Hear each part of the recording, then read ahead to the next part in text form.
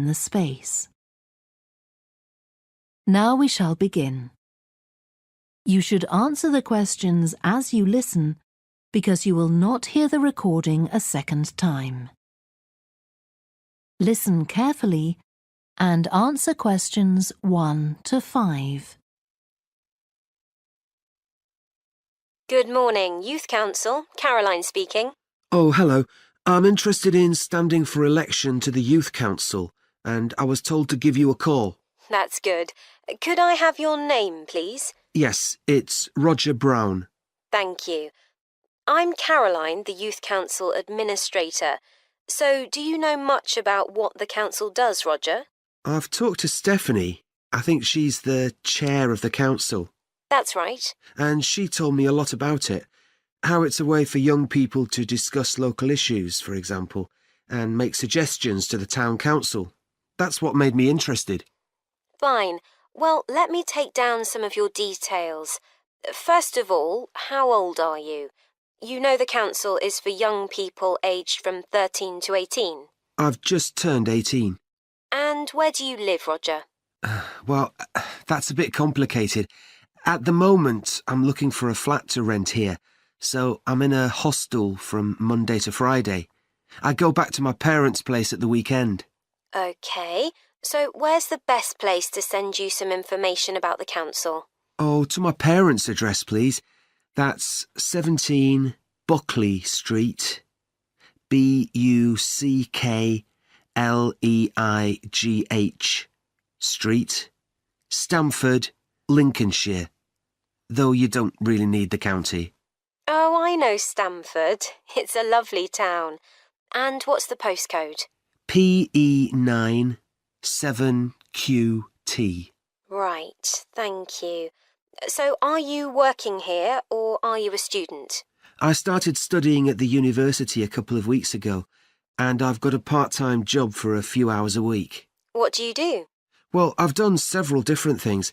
I've just finished a short-term contract as a courier, and now I'm working as a waiter in one of the big hotels. Uh-huh. That can't leave you much time for studying. Oh, it's not too bad. I managed to fit it all in. What are you studying? My ambition is to go into Parliament eventually, so my major subject is politics. That's partly why I think the Youth Council is important and want to be a part of it. And I suppose you're also taking a minor subject, aren't you? I know a lot of people study economics too. I chose history. To be honest, I'm not finding it as interesting as I expected. Before you hear the rest of the phone call, you have some time to look at questions 6 to 10.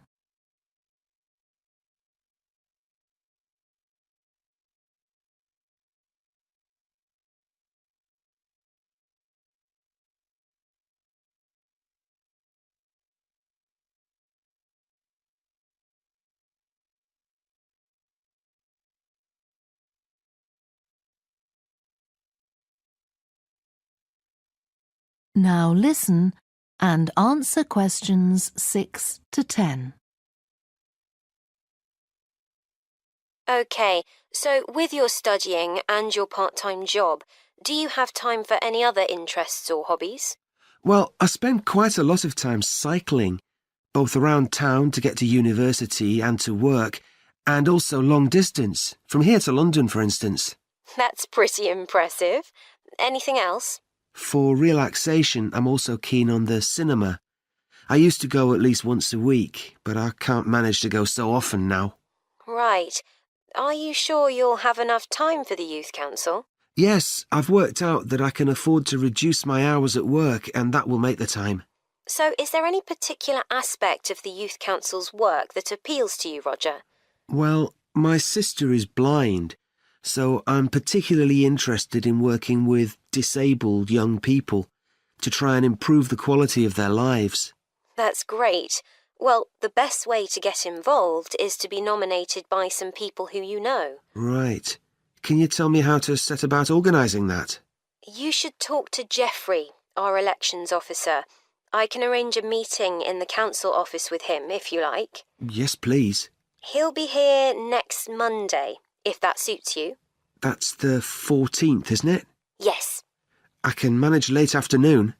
Would you like to suggest a time? He generally leaves around 5:30. Well, would 4:30 be okay? My last class finishes at 4, so I'd have plenty of time to get to your office.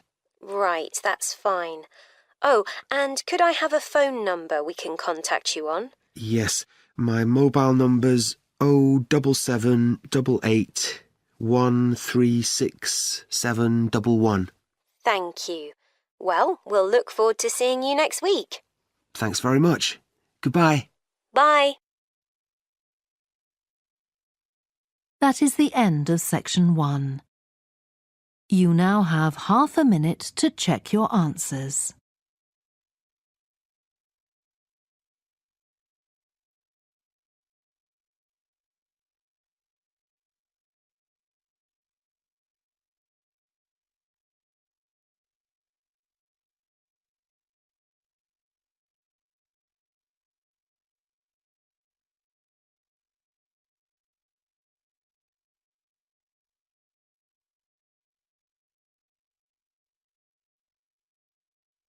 Now turn to section 2. Section 2. You will hear a woman who works in a theatre talking to 2 new staff members on their first day of work. First, you have some time to look at questions 11 to 16.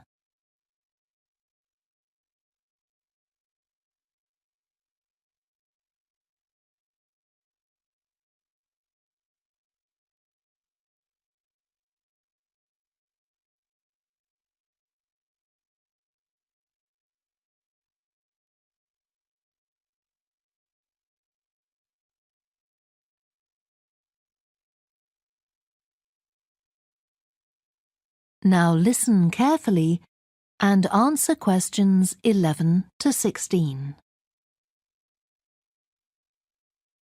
Hi, great to see you.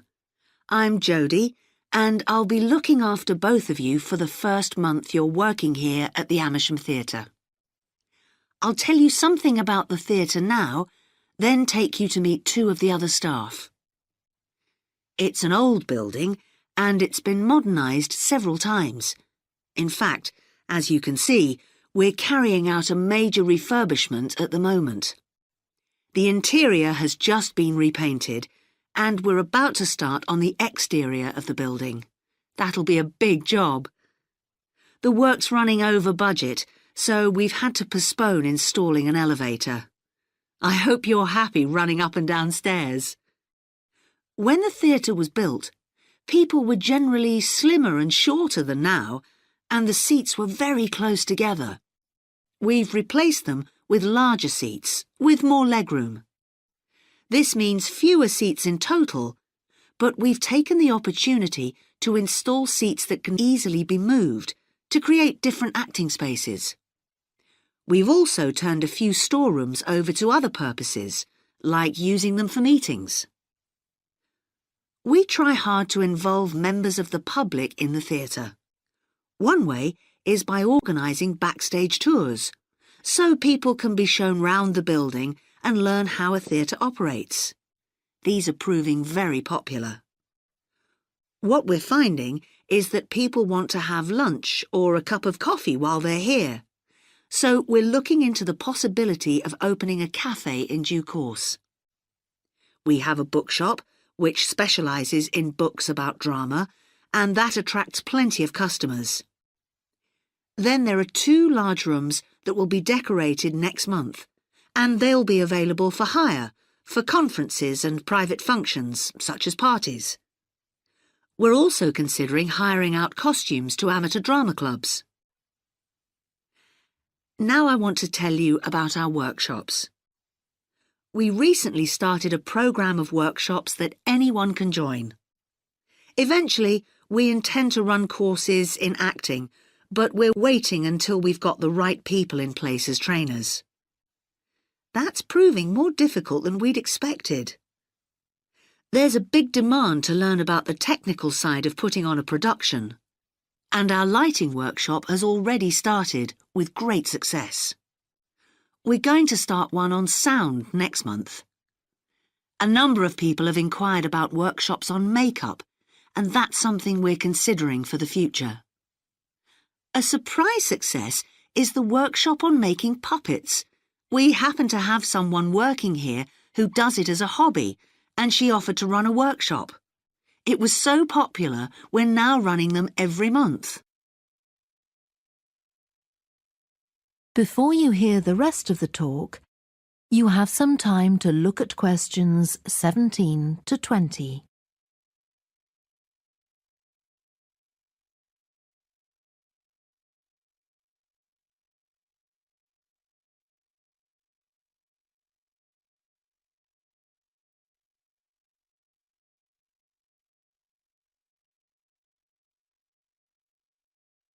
Now listen and answer questions 17 to 20. Now, a word about the layout of the building. The auditorium, stage and dressing rooms for the actors are all below ground level. Here on the ground floor, we have most of the rooms that the public doesn't see. The majority are internal, so they have windows in the roof to light them. Standing here in the foyer, you're probably wondering why the box office isn't here, where the public would expect to find it. Well, you might have noticed it on your way in. Although it's part of this building, it's next door, with a separate entrance from the road. For the theatre manager's office, you go across the foyer and through the double doors. Turn right, and it's the room at the end of the corridor, with the door on the left. The lighting box is where the computerised stage lighting is operated, and it's at the back of the building. When you're through the double doors, turn left, turn right at the water cooler, and right again at the end. It's the second room along that corridor. The lighting box has a window into the auditorium, which of course is below us. The artistic director's office is through the double doors, turn right, and it's the first room you come to on the right-hand side.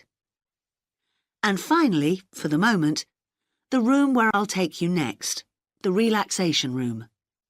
So, if you'd like to come with me. That is the end of section 2. You now have half a minute to check your answers.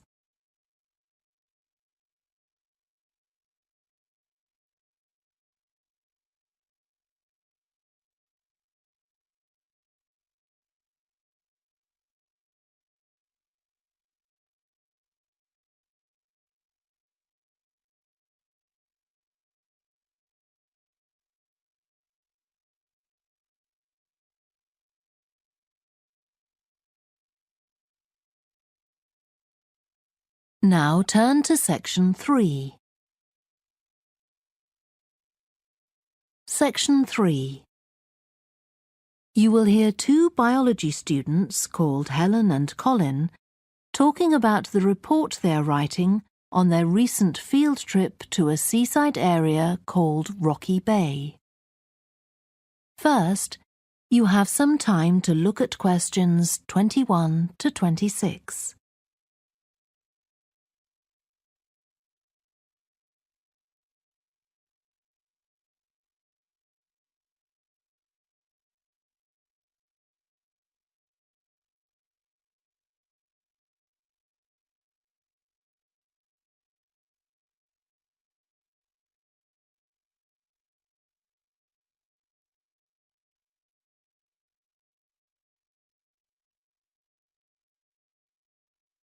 Now listen carefully and answer questions 21 to 26. I've brought my notes on our biology field trip to Rocky Bay, Colin, so we can work on our report on the research we did together. OK. I've got mine too. Let's look at the aims of the trip first. Right. What did you have? I just put something about getting experience of the different sorts of procedures used on a field trip. But we need something about what causes different organisms to choose particular habitats. I agree. And something about finding out how to protect organisms in danger of dying out. In our aims? But we weren't really looking at that. I suppose not. OK, now there's the list of equipment we all had to bring on the field trip. What did they tell us to bring a ruler for? It was something about measuring the slope of the shore. But of course we didn't need it because we were measuring wind direction and we'd brought the compass for that. But not the piece of string to hold up in the air. Didn't Mr. Blake make a fuss about us leaving that behind? Yeah, he does go on. Anyway, it was easy to get one from another of the students. Now, the next section's the procedure. I sent you the draft of that. Yeah, it was clear, but I don't think we need all these details of what time we left and what time we got back and how we divided up the different research tasks. OK, I'll look at that again. Then we have to describe our method of investigation in detail. So let's begin with how we measured wave speed. I was surprised how straightforward that was. I'd expected us to have some sort of high-tech device, not just stand there and count the number of waves per minute. Not very precise, but I suppose it was good enough. But the way we measured the amount of salt was interesting. In the water from the rock pools? Yeah. Oh, I wanted to check the chemicals we used in the lab when we analysed those samples. Was it potassium chromate and silver nitrate? That's right. OK. And we need the map of the seashore. You just left that to me. And I had to do it while the tide was low. Well, that was OK, but the place I started it from was down on the beach. Then I realised I should have gone up higher to get better visibility, so I had to start all over again. But at least I'd got the squared paper, or I'd have had problems drawing it all to scale. Yeah, it looks good. We could get a map of the region off the internet and see if we need to make any changes. I had a look, but I couldn't find anything. But you took some pictures, didn't you? Yeah, I'll email you them if you want. OK. I'll make my amendments using those. Then I can scan it into our report. Great.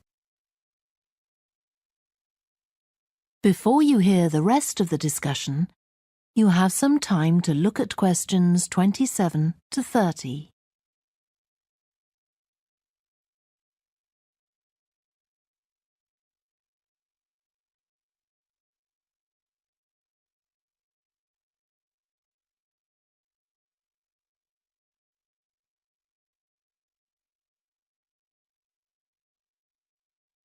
Now listen and answer questions 27 to 30.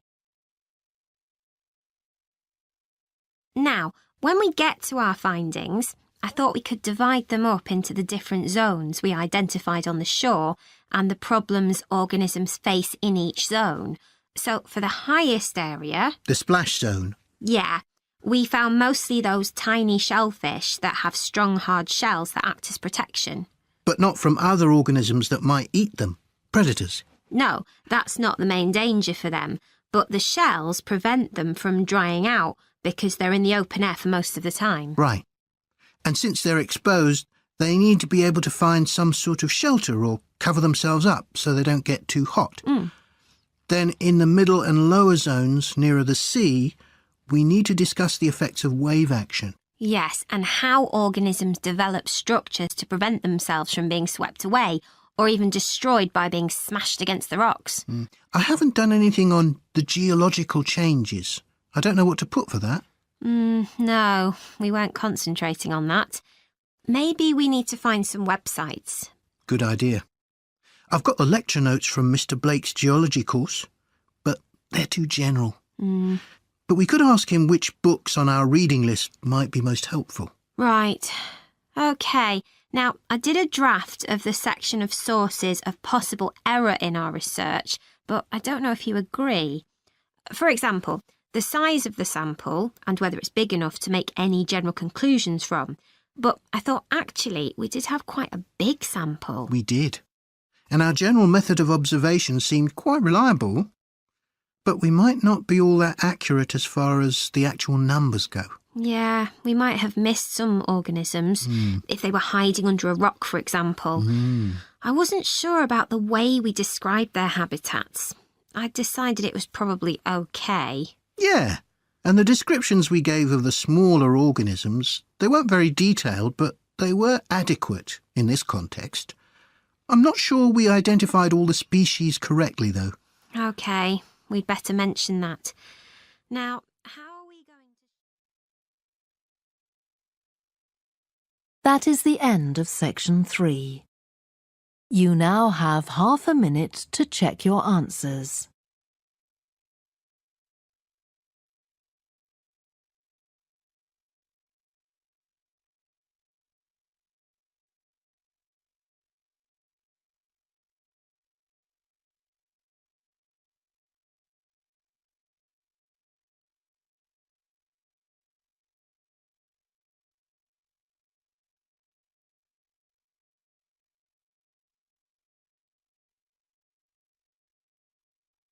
Now turn to section 4. Section 4. You will hear part of a lecture to students of architecture about the design of a public building. First, you have some time to look at questions 31 to 40.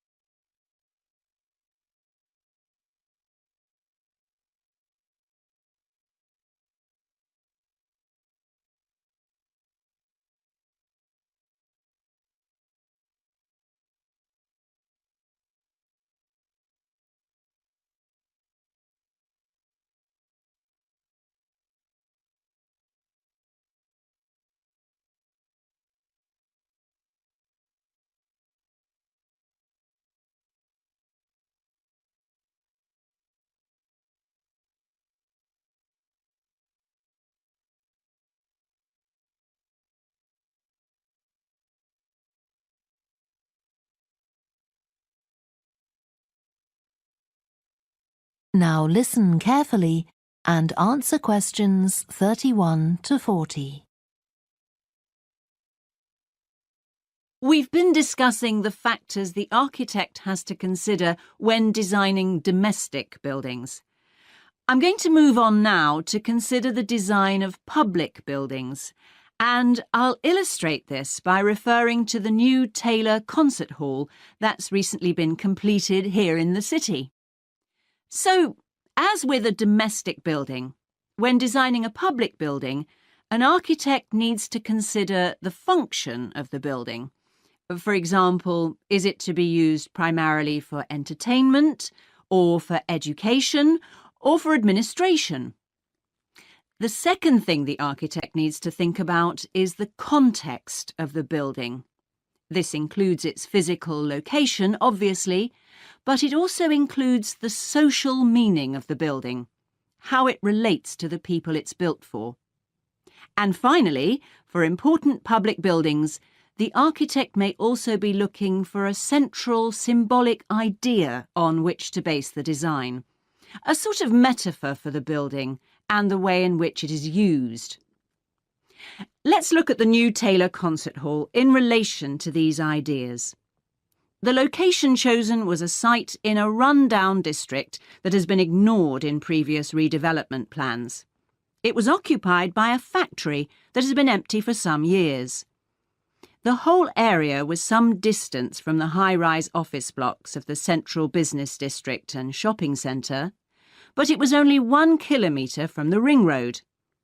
The site itself was bordered to the north by a canal, which had once been used by boats bringing in raw materials when the area was used for manufacturing. The architect chosen for the project was Tom Harrison. He found the main design challenge was the location of the site in an area that had no neighbouring buildings of any importance.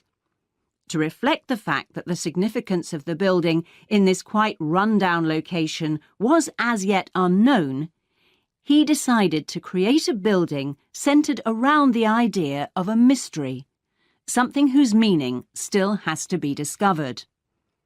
So, how was this reflected in the design of the building? Well, Harrison decided to create pedestrian access to the building and to make use of the presence of water on the site. As people approach the entrance, they therefore have to cross over a bridge. He wanted to give people a feeling of suspense as they see the building first from a distance and then close up. And the initial impression he wanted to create from the shape of the building as a whole was that of a box. The first side that people see, the southern wall, is just a high, flat wall uninterrupted by any windows.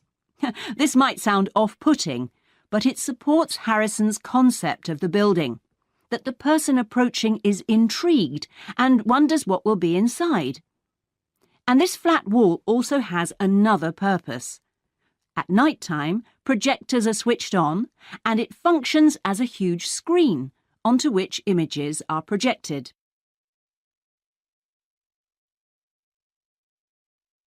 The auditorium itself seats 1,500 people. The floors supported by 10 massive pads. These are constructed from rubber and so are able to absorb any vibrations from outside and prevent them from affecting the auditorium. The walls are made of several layers of honey-coloured wood, all sourced from local beech trees. In order to improve the acoustic properties of the auditorium and to amplify the sound, they are not straight, they are curved. The acoustics are also adjustable according to the size of orchestra and the type of music being played. In order to achieve this, there are 9 movable panels in the ceiling above the orchestra, which are all individually motorised. And the walls also have curtains, which can be opened or closed to change the acoustics. The reaction of the public to the new building has generally been positive. However, the evaluation of some critics has been less enthusiastic. In spite of Harrison's efforts to use local materials, they criticised the style of the design as being international rather than local, and say it doesn't reflect features of the landscape or society for which it is built. That is the end of section 4. You now have half a minute to check your answers. Answers. Answers. Answers.